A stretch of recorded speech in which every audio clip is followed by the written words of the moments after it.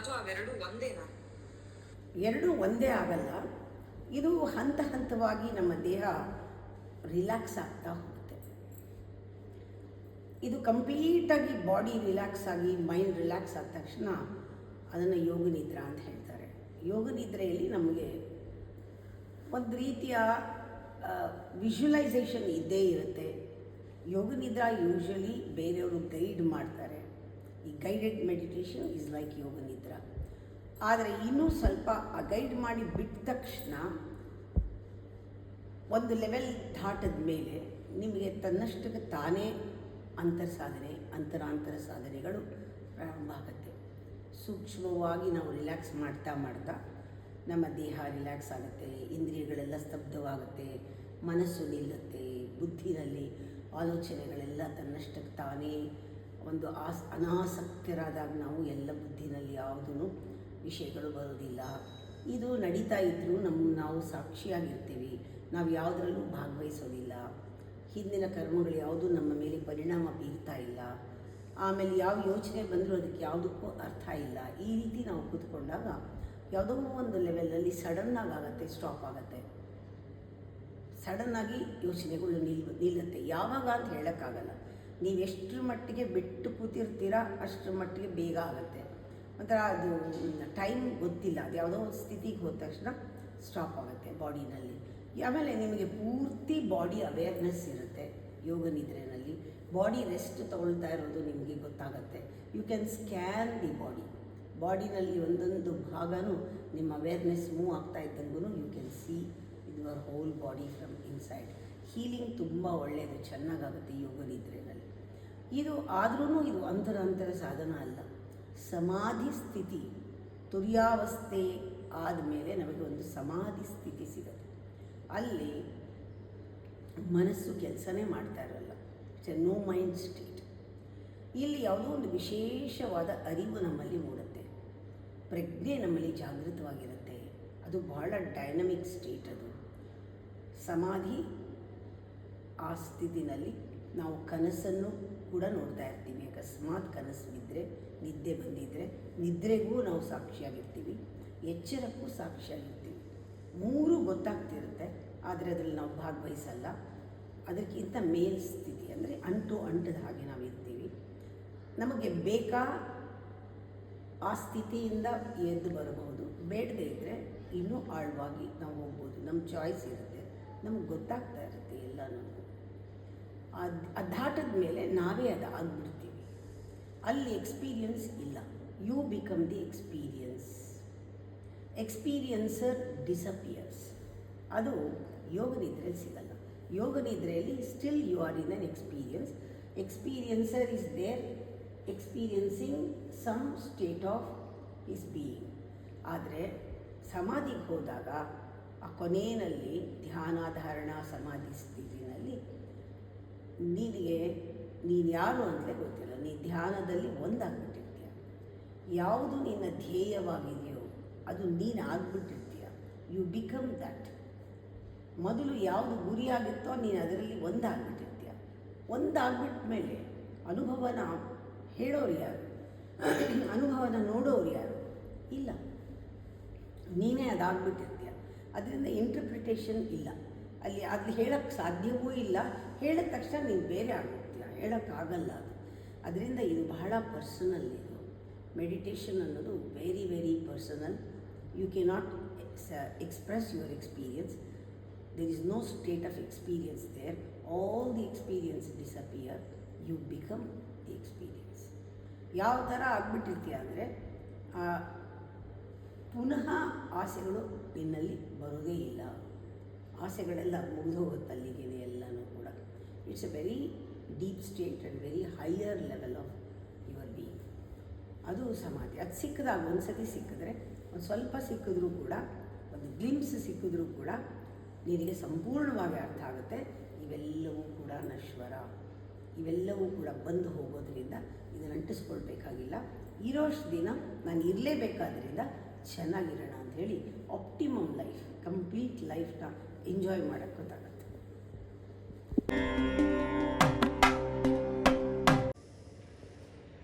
ಇದು ಪರ್ಸ್ನಲ್ ಆಗಿ ನನಗೆ ತುಂಬಾ ಕಾಡ್ತಿರುವಂತಹ ಪ್ರಶ್ನೆ. ಐ ಹೋಪ್ ಇದು ಬಹಳಷ್ಟು ಜನಕ್ಕೆ ಈ ಪ್ರಶ್ನೆ ಇದ್ದೇ ಇರತ್ತೆ. ಸೊ ಹಾಗಾಗಿ ಅವರೆಲ್ಲರ ಪರವಾಗಿ ನಾನು ನಿಮ್ಗೆ ಕೇಳ್ತಾ ಇದ್ದೀನಿ. ಈಗ ಒಬ್ರು ತಮ್ಮ ಇಷ್ಟ ದೇವತೆಯನ್ನ ಹುಡುಕಿಕೊಳ್ಳೋದು ಹೇಗೆ? ಈಗ ನನ್ಗೆ ಈ ದೇವ್ರಿಷ್ಟ ಅಂತ ನಾವು ಹೇಗೆ ನಮ್ಮ ಇಷ್ಟ ದೇವತೆಯನ್ನ ನಾವು ಐಡೆಂಟಿಫೈ ಮಾಡ್ಕೊಳ್ಳೋದು ಹೇಗೆ ಅಮ್ಮ? ಇದುವರೆಗೂ ನಾವು ಮನಸ್ಸಿಗೆ ಹಾಕೊಂಡಿರೋದೆಲ್ಲ ಹೊರಗಡೆ ಏನು ಸಿಕ್ಕಿದೆಯೋ ಅವೇನೆ. ನಾವೇನು ಯಾವುದನ್ನು ಹುಡ್ಕೊಂಡು ಹೋಗಿಲ್ಲ. ಒಂದು ವಾತಾವರಣ ಇರ್ಬೋದು, ಆಮೇಲೆ ಪರಿಸರ, ನಮ್ಮ ಜೊತೆಲಿರೋರು, ಎಲ್ಲ ಋಣಕ್ಕೆ ಕರ್ಮಕ್ಕೆ ಬಂದವರು ನಮ್ಮ ಸುತ್ತ ನಮ್ಮ ಲೈಫ್ನ ಒಂದು ರೂಪ ಕೊಡ್ತಾ ಇರ್ತಾರೆ. ಚಿಕ್ಕ ಮಗು ಇದ್ದಾಗ ಮನೆಯಲ್ಲಿ ಯಾವ ದೇವ್ರನ್ನ ಪೂಜೆ ಮಾಡ್ತಾಯಿದ್ರು, ಯಾವ ದೇವಸ್ಥಾನಕ್ಕೆ ನೀನನ್ನು ಕರ್ಕೊಂಡು ಹೋಗ್ತಾಯಿದ್ರು, ಯಾವ ಗುರುಗಳ ಹತ್ರ ಕರ್ಕೊಂಡು ಹೋಗ್ತಾಯಿದ್ರು, ಅಥವಾ ಎಲ್ಲಿಗೂ ಕರ್ಕೊಂಡು ಹೋಗಲಿಲ್ವೋ, ಅಥವಾ ಇನ್ಯಾರಾದ್ರೂ ಅಕ್ಕಪಕ್ಕದವ್ರು ಇನ್ಫ್ಲೂಯೆನ್ಸ್ ಮಾಡಿದ್ರು, ಸ್ನೇಹಿತರು ಇನ್ಫ್ಲೂಯೆನ್ಸ್ ಮಾಡಿದ್ರು, ಯಾವ ಟೈಮ್ನಲ್ಲಿ ಯಾರು ಬಂದು ನಿನಗೆ ಈ ಒಂದು ಸ್ಪಿರಿಚುಯಾಲಿಟಿನ ಪರಿಚಯ ಮಾಡಿಕೊಡ್ತಾರೆ ಹೇಳೋಕ್ಕಾಗಲ್ಲ. ಯಾವ ಟೈಮ್ನಲ್ಲಿ ಯಾವ ಮೊಮೆಂಟಲ್ಲಿ ನೀನು ರೆಸಿಪ್ರೊಕೇಟ್ ಮಾಡಿದೆ. ಎಷ್ಟು ಜನ ಮನೆಯಲ್ಲಿ ಅಷ್ಟೊಂದು ದೇವ್ರ ಪೂಜೆ ಎಲ್ಲ ನಡೆದರೂ ಕೂಡ ರೆಸಿಪ್ರೊಕೇಟ್ ಮಾಡದೇ ಇರೋರು, ಅವ್ರ ಮೇಲೆ ಪರಿಣಾಮ ಬೀರದೇ ಇರೋರು, ಯಾವತ್ತೋ ಒಂದು 50 ವರ್ಷ ಆದಮೇಲೆ 40 ವರ್ಷ ಆದಮೇಲೆ ಅವ್ರಿಗದು ಆಪರ್ಚುನಿಟಿ ಎಲ್ಲ ನಂಗೆ ಕಳೆದೋಯ್ತು, ನಂಗೆ ಸಿಕ್ಕಿಲ್ಲ, ಇವತ್ತು ನನಗೆ ಅನ್ನಿಸ್ತಾ ಇದೆ ಮಾಡಬೇಕಾಗಿತ್ತು ಅಂತ ಅಂದವರು ಇದ್ದಾರೆ. ಗೊತ್ತಿಲ್ಲ, ಅದು ಹೇಳೋಕ್ಕಾಗಲ್ಲ ಯಾರಿಗೆ ಯಾವ ಘಳಿಗೆನಲ್ಲಿ ಆ ಸ್ಪಿರಿಚುವಲ್ ಪಾತ್ ಸಿಗುತ್ತೆ ಅಥವಾ ಆ ಕಡೆ ದಿಕ್ಕು ಸಿಗುತ್ತೆ ಗೊತ್ತಾಗಲ್ಲ. ಅದರಿಂದ ಅದು ಕೂಡ ಇಂಪಾರ್ಟೆಂಟ್. ಮನೆಯಲ್ಲಿ ಯಾವುದೇ ಪೂಜೆ ಮಾಡ್ತಿದ್ರಿ, ಯಾವ ದೇವ್ರ ಹತ್ರ ಹೋಗ್ತಾಯಿದ್ರಿ, ಏನು ಹೇಳ್ತಾಯಿದ್ರಿ, ಇದೆಲ್ಲನೂ ಕೂಡ. ಎಷ್ಟೋ ಜನ ಕ್ರಿಶ್ಚಿಯನ್ ಸ್ಕೂಲ್ನಲ್ಲಿ ಓದಿರ್ತಾರೆ, ಮನೆಯಲ್ಲಿ ಎಲ್ಲ ಪೂಜೆ ಮಾಡ್ತಿದ್ರು ಕೂಡ ಅವರು ಕ್ರಿಶ್ಚಿಯಾನಿಟಿ ಇನ್ಫ್ಲೂಯೆನ್ಸ್ ಆಗಿರೋರು ಜೀಸಸ್ನ ತುಂಬ ಪ್ರೀತಿ ಮಾಡ್ತಾರೆ. ಏನು ತಪ್ಪು ಅಂತ ಹೇಳ್ತಾ ಇಲ್ಲ, ಇದು ಒಂದು ಲೆವೆಲ್ನಲ್ಲಿ ಸ್ಪಿರಿಚುಯಾಲಿಟಿಗೆ ಎಂಟರ್ ಆಗಿರೋದೇನೆ. ಯಾವತ್ತೋ ಗೊತ್ತಾಗುತ್ತೆ, ಇಲ್ಲ ಇದು ನನಗೆ ಇದು ಸೂಟ್ ಆಗ್ತಾ ಇಲ್ಲ, ನಮ್ಮ ಮನೆಯವರೆಲ್ಲ ಇದು ಪೂಜೆ ಮಾಡುವಾಗ ನಾನು ಇದು.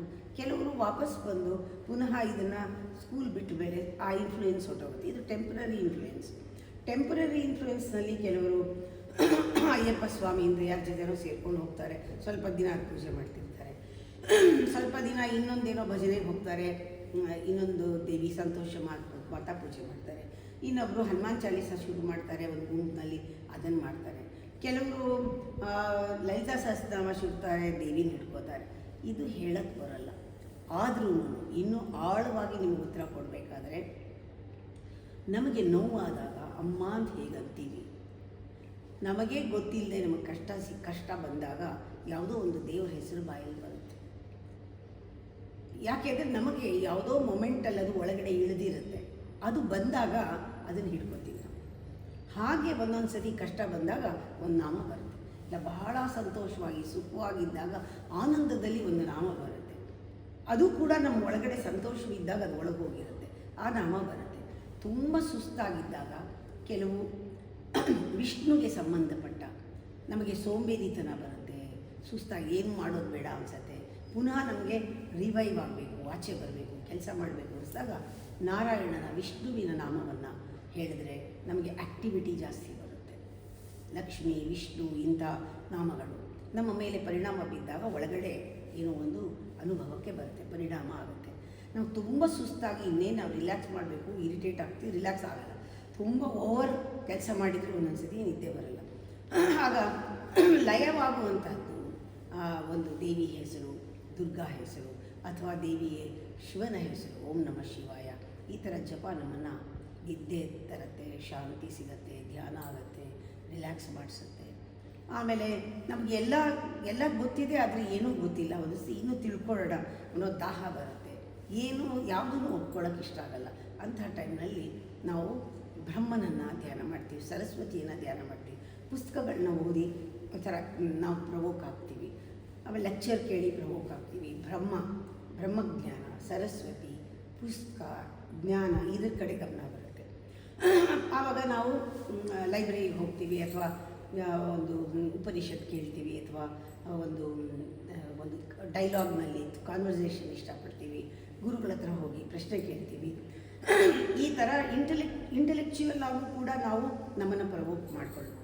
ಹೇಳೋಕ್ಕಾಗಲ್ಲ, ಅದು ನಮಗೆ ಯಾವ ಟೈಮ್ನಲ್ಲಿ ಯಾವ ಥರ ನಮಗೆ ಬೇಕಾಗುತ್ತೆ ಎಲ್ಲ ಇರುತ್ತೆ. ನಮಗೇನು ಬೇಕು, ನಮ್ಮ ಮನೋಧರ್ಮ ಹೇಗಿದೆ, ನಮ್ಮ ಸ್ಥಿತಿ ಹೇಗಿದೆ. ಹಾಗೆ ನನಗೆ ಗೊತ್ತಿಲ್ಲ, ಒಂದು ಸತಿ ತುಂಬ ಶಕ್ತಿ ಬಂದಾಗ ನಾನು ಜೈ ಭವಾನಿ ಅಂತ ಹೇಳ್ತೀನಿ. ಒಂದೊಂದು ಸತಿ ತುಂಬ ರಿಲ್ಯಾಕ್ಸ್ ಮಾಡಬೇಕು ಸರ್, ನಾರಾಯಣಿ ನಾರಾಯಣಿ ಅಂತ ಹೇಳ್ತೀನಿ. ಒಂದೊಂದು ಸತಿ ಓಂ ನಮಃ ಶಿವಾಯ ಹೇಳ್ತೀನಿ. ಅದು ನಾನು ಹೇಳಬೇಕು ಅಂತ ಹೇಳಲ್ಲ, ನನಗೆ ಗೊತ್ತು ಅದು ಯಾವ ಥರ ತಾನಾಗಿ ತಾನೇ ಮಂತ್ರಗಳು ಬರುತ್ತೆ. ಯಾಕೆಂದರೆ ಅದು ಹೇಳಿದಾಗ ನನಗೆ ರಿಲ್ಯಾಕ್ಸ್ ಆಗುತ್ತೆ ಅಂತ ಕೂಡ ನನ್ನ ಬಾಡಿಗೆ ನನ್ನ ಮೈಂಡ್ಗೆ ಗೊತ್ತು. ಪರಿಚಯ ಮಾಡಿಸಿದ್ದೀನಿ ಕೆಲವೆಲ್ಲ ಮಂತ್ರಗಳು. ಅದು ಆ ಥರ ನಾವು ಟ್ರೈನ್ ಅಪ್ ಮಾಡ್ದಂಗೆ ಆ ಮಂತ್ರ ಆ ಟೈಮ್ನಲ್ಲಿ ಬರುತ್ತೆ.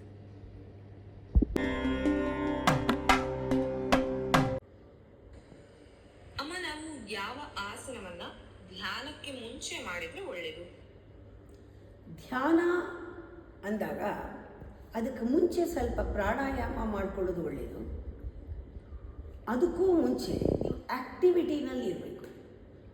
ನಿದ್ದೆ ಮಾಡಿ ಸೋಂಬೇರಿಯಾಗಿ ಏನೂ ಕೆಲಸ ಮಾಡದೆ ಧ್ಯಾನ ಕೂತ್ಕೊಂಡ್ರೆ ನಿದ್ದೆ ಬರುತ್ತೆ. ಸ್ವಲ್ಪನಾದರೂ ಆಯಾಸ ಆಗಿರಬೇಕು, ಸ್ವಲ್ಪನಾದರೂ ಹಸಿವಾಗಿರಬೇಕು. ಇದು ಫಿಸಿಕಲ್ ಸ್ಟೇಟ್. ಮೆಂಟಲ್ ಸ್ಟೇಟ್ನಲ್ಲಿ ಯಾವ ಅಪೇಕ್ಷೆಯೂ ಇಲ್ಲದೆ ಧ್ಯಾನಕ್ಕೆ ಧ್ಯಾನವೇ ಅಪೇಕ್ಷೆ, ಕೂತ್ಕೊಳ್ಳೋದೇ ಅಪೇಕ್ಷೆ ಆಗಿರಬೇಕು. ಅದು ಮನಸ್ಥಿತಿ. ಏನನ್ನೂ ಅಪೇಕ್ಷೆ ಇಲ್ಲದೆ ಕೂತ್ಕೊಳ್ಳೋದು. ಪ್ರತಿ ಸತಿ ಮೊದಲನೇ ಸತಿ ಕೂತಂಗೆ ಕೂತ್ಕೊಳ್ಬೇಕು.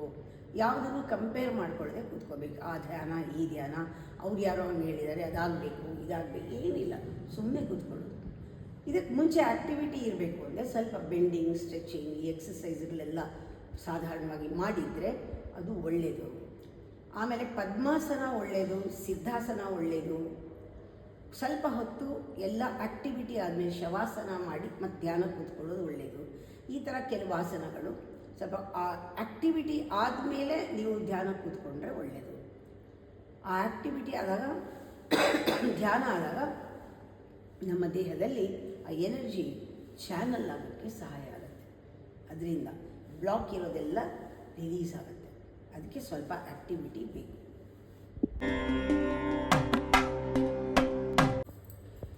ಸಾಮಾನ್ಯವಾಗಿ ಒಬ್ಬ ಮನುಷ್ಯ ಎಷ್ಟು ಹೊತ್ತು ಧ್ಯಾನವನ್ನ ಮಾಡಿದ್ರೆ ಒಳ್ಳೆಯದು?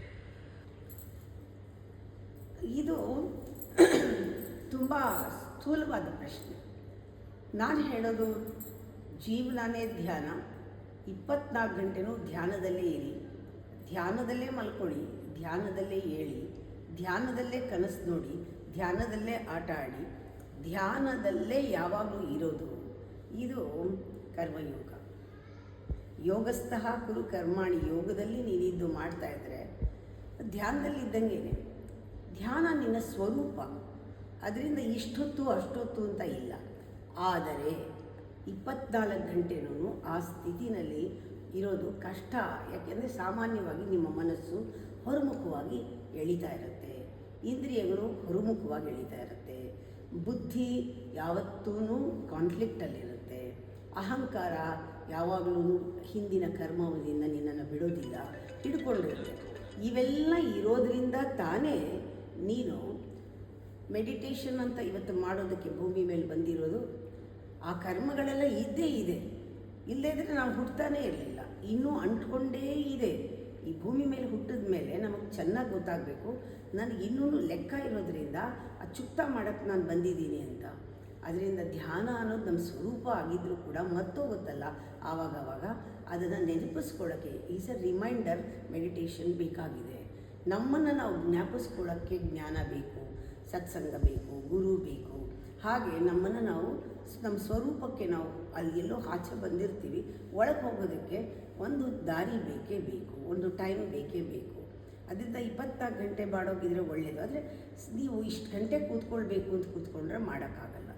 ನಿಮ್ಮ ಮೇಲೆ ನೀವು ಕಂಪೆಲ್ ಮಾಡಿದ್ರೆ ಎಷ್ಟು ಗಂಟೆ ಕೂತ್ಕೋಬೇಕು ಅಷ್ಟು ಗಂಟೆನೂ ಮಾಡೋಕ್ಕಾಗಲ್ಲ. ಅದು ಆಗಕ್ಕೆ ಬಿಡಬೇಕು. ಎಷ್ಟೊತ್ತಾಗುತ್ತೋ ಅಷ್ಟೊತ್ತು ಆಗುತ್ತೆ. ಇದು ನಮ್ಮ ದೇಹದ ಗುಣದ ಮೇಲೂ ಇದೆ, ಡಿಪೆಂಡ್ ಆಗಿದೆ. ನಾವು ಆಮೇಲೆ ಸ್ಥಿತಿ ಮೇಲೂ ಡಿಪೆಂಡ್ ಆಗಿದೆ. ನಮ್ಮಲ್ಲಿ ಅವಸ್ಥಾತ್ರಯಗಳಿದೆ ಅಲ್ವಾ, ನಿದ್ರೆ ಕನಸು, ಇದರ ಮಿಕ್ಸ್ಚರ್. ನಾವು ಒಂದೊಂದು ಸತಿ ತೀರಾ ನಿದ್ದೆ ಹೊರಟೋಗ್ತೀವಿ, ಆವಾಗ ಅದು ಧ್ಯಾನದ ಲೆಕ್ಕಕ್ಕೆ ಬರಲ್ಲ. ಕನಸು ನೋಡ್ತಾ ಇರ್ತೀವಿ, ಅದು ಧ್ಯಾನದ ಲೆಕ್ಕಕ್ಕೆ ಬರಲ್ಲ. ಎಚ್ಚರ ಇರುತ್ತೆ, ಗೊತ್ತಾಗ್ತಾ ಇರುತ್ತೆ ಸುತ್ತ ಏನು ನಡೀತಾ ಇದೆ, ಮಧ್ಯೆ ಆಚೆ ಬಂದಾಗ ಅದು ಧ್ಯಾನದ ಲೆಕ್ಕಕ್ಕೆ ಬರಲ್ಲ.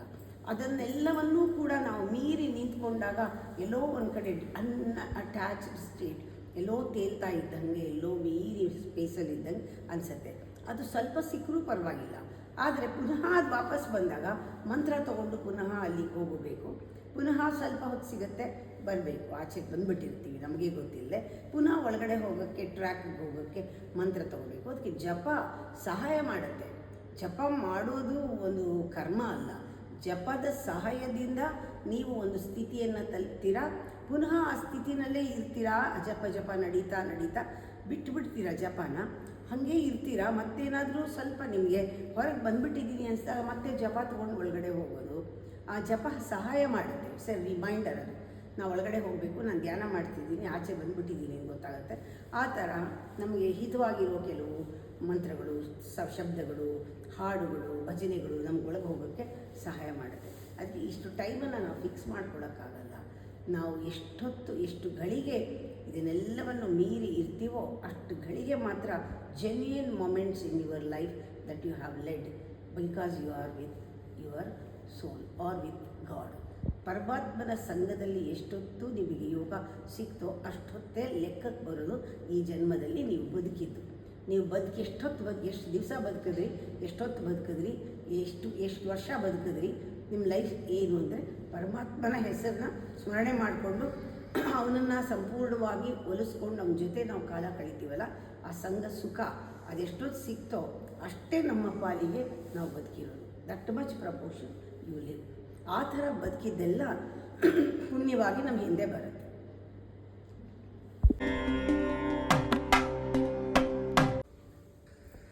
ಅಮ್ಮ, ಧ್ಯಾನಕ್ಕೇನಾದ್ರೂ ವಿಶೇಷವಾದ ಮಂತ್ರಗಳು ಇದೆಯಾ?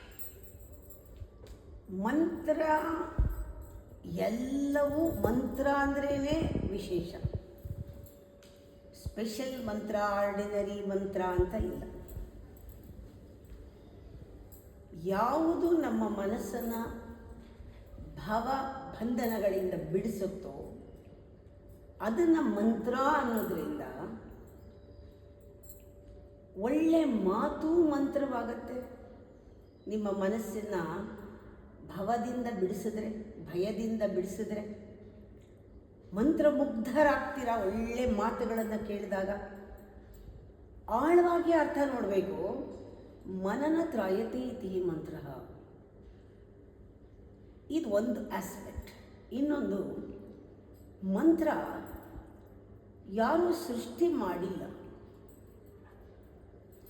ಮಂತ್ರ natural sounds, vibrating sounds. Sound ಬಹಳ ಮುಖ್ಯ. ಮಂತ್ರದ ಫ್ರೀಕ್ವೆನ್ಸಿ, ವೈಬ್ರೇಷನ್, ಆ ಸೌಂಡ್ ವೈಬ್ರೇಷನ್ ಬಹಳ ಮುಖ್ಯ. ಅದು ಆ ಮಂತ್ರದ ಶಕ್ತಿ ಎಷ್ಟಿರುತ್ತೆ ಅಂದರೆ, ಸೌಂಡು ರೆವರ್ಬರೇಟ್ ಆಗೋಕ್ಕೆ ಶುರು ಆಗುತ್ತೆ. ಒಂದು ಸತಿ ನಾವು ಆ ಸೌಂಡ್ ಮಾಡಿದ್ರೆ ಅದು ಅಲ್ಲಿಗೆ ಸಾಯಲ್ಲ. ಇದು ಕೆಲವು ಪಾಯಿಂಟ್ಸ್ನ ಮಂತ್ರದ ಬಗ್ಗೆ ತಿಳ್ಕೋಬೇಕು. ಸೌಂಡ್ ನೆವರ್ ಡೈಸ್ ಅಂದರೆ ಮಂತ್ರ ಸಾಯೋದೇ ಇಲ್ಲ. ಮಂತ್ರ ಉಚ್ಚಾರಣೆ ಮಾಡಿಬಿಟ್ಮೇಲೆ ಆಗೋಯ್ತದ ಕೆಲಸ, ಶುರು ಮಾಡ್ತು ಅಂತಲೇ. ನೀನು ಅದನ್ನು ರಿಸೀವ್ ಮಾಡ್ತೀಯೋ ಬಿಡ್ತೀಯೋ ಅದ್ರ ಕೆಲಸ ಅದು ಮಾಡ್ತಾ ಇರುತ್ತೆ. ಮಂತ್ರ ಸೌಂಡ್ ಅನ್ನೋದು ಯಾವತ್ತೂ ಸ್ಟ್ರೈಟ್ ಲೈನಲ್ಲಿ ಹೋಗಲ್ಲ. ಆ ಸೌಂಡ್ ಬಂದ ತಕ್ಷಣ ಅದರ ಸ್ವಭಾವ it moves in circular direction. ಮಂತ್ರ ತಗೊಂಡ ತಕ್ಷಣ ಅದು ಸುತ್ತಕ್ಕೆ ಶುರು ಆಗುತ್ತೆ ನಮ್ಮ ಸುತ್ತ. ಯಾವಾಗ ನಮ್ಮ ಸುತ್ತ ಸುತ್ತುತ್ತೆ, ನಾವು ಮಂತ್ರಕ್ಕೆ ಕೇಂದ್ರವಾದಾಗ, ನಾವು ಅದನ್ನು ರೆಸಿಪ್ರೊಕೇಟ್ ಮಾಡದೇ ಇದ್ದರೆ, ಸ್ಪಂದಿಸದೇ ಇದ್ದರೆ, ಮಂತ್ರ ಕೇವಲ ಒಂದು ಶಬ್ದ ನಮಗೆ, ಅದು ನಮ್ಮ ಮನಸ್ಸಿನ ಮೇಲೆ ಪರಿಣಾಮ ಬೀರೋದಿಲ್ಲ. ಕಿವಿಲಿ ಕೇಳಿದ್ರೂ ಮನಸ್ಸಿಗೆ ಹೋಗಲ್ಲ, ಮನಸ್ಸನ್ನು ಬಂಧನದಿಂದ ಮುಕ್ತ ಮಾಡಲ್ಲ. ಅದು ಗಲಾಟೆ ಶಬ್ದ ಆಗುತ್ತೆ. ಆ ಮಂತ್ರವನ್ನು ಭಕ್ತಿಯಿಂದ ಆಲಿಸಿದರೆ, ನಿಮ್ಮ ಮನಸ್ಸನ್ನು ಪಕ್ಕಕ್ಕಿಟ್ಟು ಕೇಳಿದ್ರೆ, ರೈಟ್ ಲಿಸ್ನಿಂಗ್ ವಿತೌಟ್ ಮೈಂಡ್ ಅಂತಾರೆ. Right listening happens without mind. Listening in awareness. ಮನಸ್ಸನ್ನು ಪಕ್ಕಕ್ಕಿಟ್ಟು, ಮನಸ್ಸಿನ ಮೂಲಕ ಕೇಳೋಕ್ಕಾಗಲ್ಲ. ಮನಸ್ಸಲ್ಲಿ ಬಂದ ತಕ್ಷಣ ಮಂತ್ರ ಎಲ್ಲೆಲ್ಲೋ ಕರ್ಕೊಂಡು ಹೋಗುತ್ತೆ. ಆವಾಗ ಡೌಟ್ಸ್ ಬರುತ್ತೆ ಮಂತ್ರದ ಮೇಲೇ. ಈ ಶಬ್ದ ಚೆನ್ನಾಗಿಲ್ಲ, ಈ ಶಬ್ದ ಬೇಕು, ಈ ಮಂತ್ರ ಬೇಕು, ಆ ದೇವರ ಮಂತ್ರ ಬೇಕು, ಅದು ವಿಶೇಷ ಮಂತ್ರ, ಇದು ಆರ್ಡಿನರಿ ಮಂತ್ರ, ಈ ಪ್ರಶ್ನೆಗಳು ಒಳ್ಳೆ ಮಂತ್ರ ಕೆಟ್ಟ ಮಂತ್ರ ಇವೆಲ್ಲ ಶುರು ಆಗುತ್ತೆ. ಮನಸ್ಸು ಮಂತ್ರವನ್ನು ಜೀರ್ಣಿಸ್ಕೊಳ್ಳೋದು ಇಲ್ಲ. ಮಂತ್ರ ಅತಿ ಇಂದ್ರಿಯವಾದ ಶಕ್ತಿ ಉಳ್ಳದ್ದಾದ್ರಿಂದ, ಮನಸ್ಸಿಗೆ ಮೀರಿ ಶಕ್ತಿ ಇರೋದ್ರಿಂದ, ಅದಕ್ಕೆ ಮನಸ್ಸನ್ನು ಹತೋಟಿಗೆ ತರೋ ಶಕ್ತಿ ಇರೋದ್ರಿಂದ, ಅದು ಮನಸ್ಸನ್ನು ನಿಲ್ಲಿಸೋ ಶಕ್ತಿ ಇದೆ ಅದಕ್ಕೆ.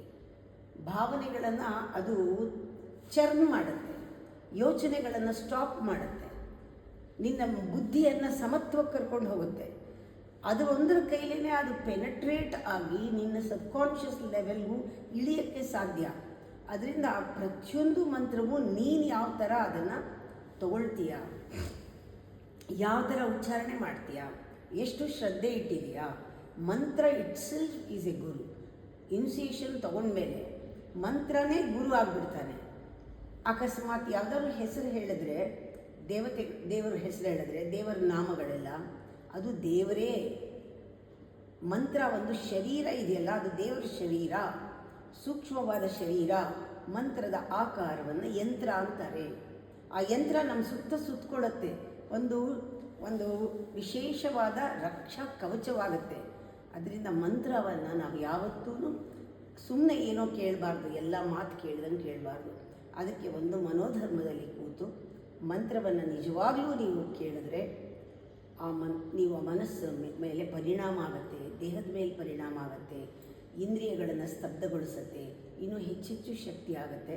ಅದರಿಂದ ಮಂತ್ರ ವಿಶೇಷವಾದ ಮಂತ್ರ ಅಂತ ಹೇಳ್ತೀವಲ್ಲ, ಅದು ನೀವು ಯಾವುದನ್ನು ಎಲ್ಲಿ ಶ್ರದ್ಧೆ ಇಟ್ಟಿದ್ದೀರಾ, ಯಾವುದನ್ನು ಶ್ರದ್ಧೆಯಿಂದ ಜಪಕ್ಕೆ ತೊಗೊಳ್ತೀರಾ, ಧ್ಯಾನಕ್ಕೆ ಉಪಯೋಗಿಸ್ತೀರಾ, ಅದು ನಿಮಗೆ ವಿಶೇಷ ಆಗುತ್ತೆ.